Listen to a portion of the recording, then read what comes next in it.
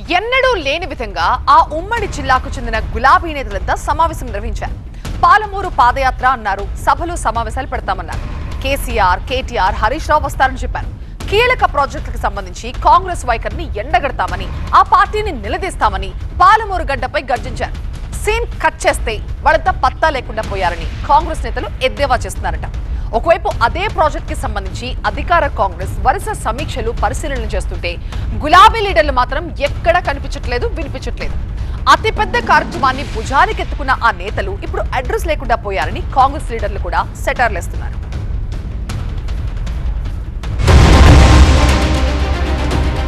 ఉమ్మడి పాలమూరు జిల్లాకు చెందిన బీఆర్ఎస్ నేతల తీరుపై విమర్శలు వెల్లువెత్తుతున్నాయట. గత నెల 15వ తేదీన ఎన్నడూ లేని విధంగా జిల్లాకు చెందిన బీఆర్ఎస్ నేతలంతా ఒకే వేదికపైకి వచ్చారు. మాజీ మంత్రులు నిరంజన్ రెడ్డి, శ్రీనివాస్ గౌడ్, లక్ష్మారెడ్డి, మాజీ ఎమ్మెల్యేలు, ప్రస్తుత ఎమ్మెల్సీలు, కీలక నేతలందరూ సమావేశం నిర్వహించారు. అందరూ కలిసి పాలమూరు రంగారెడ్డి ఎత్తిపోతల పథకం పెండింగ్ పనులపై కాంగ్రెస్ ప్రభుత్వంలో కదలిక తేవాలని నిర్ణయించారు. దీనికోసం ఏకంగా పాదయాత్ర చేస్తామని ప్రకటించారు. పాలమూరు రంగారెడ్డి ఎత్తిపోతల పథకంలో భాగమైన శ్రీశైలం బ్యాక్ వాటర్ దగ్గరలోని నార్లాపూర్ పంప్ హౌస్ నుంచి చివరి రిజర్వాయర్ అయిన ఉద్దండాపూర్ వరకు పాదయాత్ర చేస్తామని బీఆర్ఎస్ నేతలు ప్రకటించారు. తమ పాదయాత్రలో భాగంగా ప్రతి పంప్ హౌస్, రిజర్వాయర్ ను పరిశీలిస్తామని తెలిపారు. అంతేకాకుండా పాదయాత్ర ప్రారంభోత్సవానికి బీఆర్ఎస్ వర్కింగ్ ప్రెసిడెంట్ కేటీఆర్ ను పిలుస్తామన్నారు. పాదయాత్ర మధ్యలో మాజీ మంత్రి హరీష్ రావు తమకు మద్దతు తెలుపుతారని తెలిపారు. ఇక పాదయాత్ర ముగింపు తర్వాత గులాబీ పార్టీ అధినేత కేసీఆర్ తో భారీ బహిరంగ సభకు ప్లాన్ చేశారు. దీనిపై త్వరలోనే పార్టీ అధిష్టానంతో మాట్లాడి పూర్తి స్థాయి షెడ్యూల్ ఖరారు చేస్తామని బీఆర్ఎస్ నేతలు గట్టిగా ప్రకటించారు.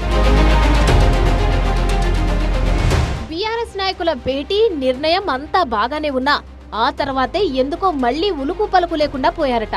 పాదయాత్ర అని ప్రకటన చేసి గులాబీ నేతలు పత్తా లేకుండా పోయారేంటని ఉమ్మడి పాలమూరు జిల్లా పొలిటికల్ సర్కిల్స్ లో జోరుగా చర్చ జరుగుతోందట. ఆ మీటింగ్ తర్వాత మాజీ మంత్రి నిరంజన్ రెడ్డి తన నియోజకవర్గానికే పరిమితమై స్థానిక సమస్యలపై ఫోకస్ పెట్టారని సమాచారం. ఇక శ్రీనివాస్ గౌడ్ కొన్నాళ్లుగా లోకల్ గా అందుబాటులో లేరట. ఈ మధ్య జిల్లాలో కనిపిస్తున్నారట. మాజీ మంత్రి లక్ష్మారెడ్డి అసలు అడ్రస్సే లేరని, ఎవరికీ కనిపించట్లేదని టాక్. మాజీ ఎమ్మెల్యేలు కూడా ఎవరి పనులు వాళ్లు చూసుకుంటున్నారట. దీంతో పాదయాత్ర అని ప్రకటించిన బీఆర్ఎస్ నేతలు పత్తా లేకుండా పోయారని కాంగ్రెస్ నేతలు ఎద్దేవా చేస్తున్నారట. ఓవైపు పాలమూరు రంగారెడ్డి ప్రాజెక్టు పనుల్లో వేగం పెంచేందుకు ప్రభుత్వం పరుగులు పెడుతుంటే ప్రాజెక్టు కోసం పాదయాత్ర చేస్తామన్న ప్రతిపక్ష నేతలు ఏమయ్యారనే చర్చ జిల్లా రాజకీయ వర్గాల్లో జరుగుతుందట. దీనిపై ఇప్పటికే ఉమ్మడి జిల్లా ఎమ్మెల్యేలతో సీఎం రేవంత్ రెడ్డి సమీక్ష నిర్వహించారు. ఆ తర్వాత ఇరిగేషన్ శాఖ మంత్రి ఉత్తమ్ కుమార్ రెడ్డితోనూ చర్చలు జరిపారు. మరోవైపు జిల్లా మంత్రి జూపల్లి కృష్ణారావు ఏకంగా క్షేత్రస్థాయిలో పనులను పరిశీలించి సమీక్ష నిర్వహించారు. ఇక సీఎం రేవంత్ రెడ్డి త్వరలో పాలమూరు రంగారెడ్డి ప్రాజెక్టుతో పాటు మిగిలిన ప్రాజెక్టులను సందర్శించి సమీక్ష నిర్వహించనున్నారు.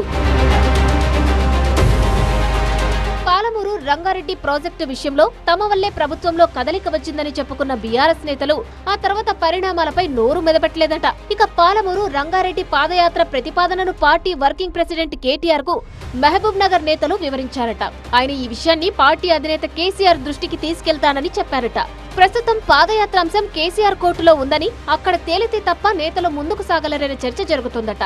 గులాబీ బాస్ నిర్ణయాన్ని బట్టి పాదయాత్ర ప్రతిపాదనపై మరోసారి సమావేశం కావాలనే ఆలోచనలో పాలమూరు బీఆర్ఎస్ నేతలు ఉన్నారట. ఈ విషయంలో అధికార కాంగ్రెస్ నేతలు తీవ్ర విమర్శలు చేస్తున్నా బీఆర్ఎస్ నేతలు నోరు మెదపలేకపోతున్నారట.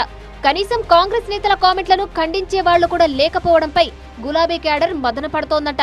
పాదయాత్ర ప్రకటించి క్యాడర్లో జోష్ పెంచారనుకుంటే ఇప్పుడు లీడర్లే కనపడకుండా పోయారని కారు పార్టీ కార్యకర్తలు వాపోతున్నారట.